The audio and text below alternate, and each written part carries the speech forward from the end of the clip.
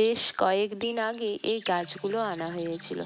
এই গাছগুলো আনার ভিডিওটা দিয়েছিলাম যে কি কি গাছ নিয়ে এসেছিল, কিন্তু এই ভিডিওটা দেয়া হয়নি যে কিভাবে গাছগুলো লাগানো হয়েছিল।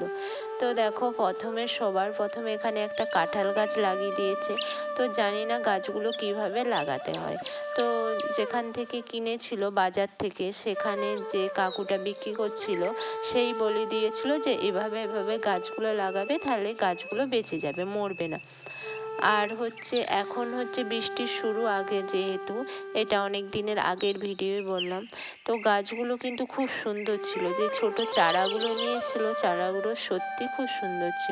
গাছগুলো যেভাবে লাগাতে বলেছিল আমরা কিন্তু সেভাবেই লাগাচ্ছিলাম। বলেছিল তলাতে একটু বালি দিয়ে দিতে, তারপরে গোবর সার দিতে, তারপরে মাটি দিয়ে গাছগুলো লাগাতে।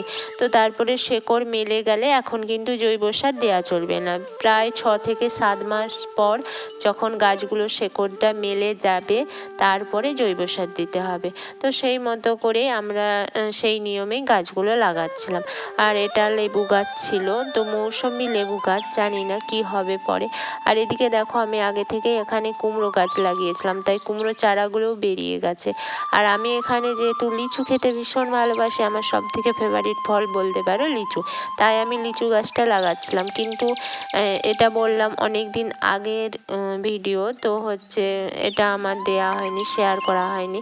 তাই ভাবলাম আজকে যে গাছগুলো কিভাবে লাগাচ্ছি বা কিভাবে গাছগুলোর যত্ন নেব, তো সেটার একটা ভিডিও তোমাদের সাথে শেয়ার করি। এখন কিন্তু গাছগুলো বেশ অনেকটা বড় হয়নি, কিন্তু কিছু পাতা গজিয়েছে গাছগুলো, সেটা একদিন তোমাদের সাথে ভিডিওতে শেয়ার করব।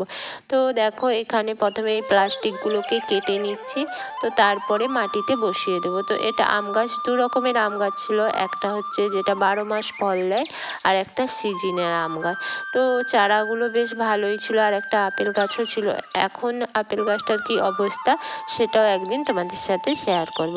তারপরে এটা প্লাস্টিকটা আমি কেটে দিচ্ছিলাম, আর লাগাচ্ছিল ঠিক এইভাবেই, প্রত্যেকটা গাছ লাগিয়ে দিয়েছিল।